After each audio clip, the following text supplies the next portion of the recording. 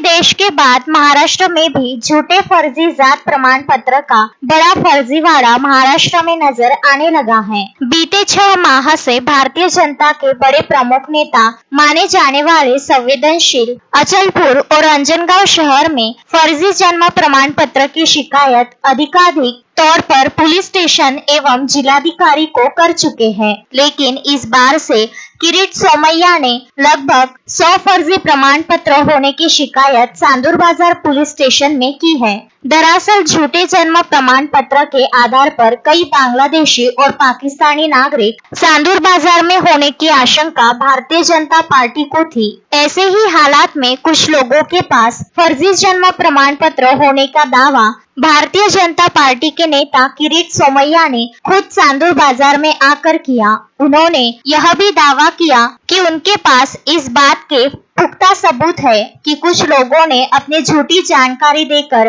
फर्जी जन्म प्रमाण पत्र हासिल कर रखे हैं।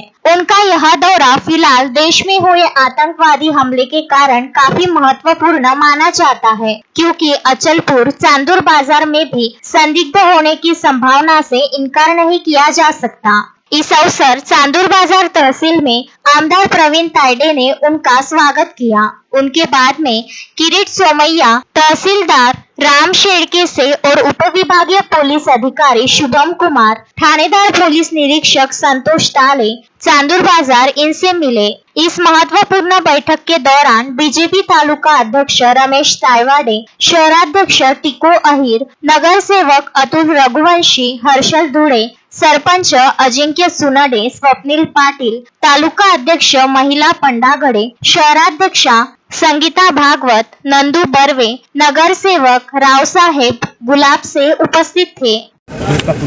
आज मी तंबर आता बोगस प्रमाणपत्र दिल्याचे पुरावे दिले आहे।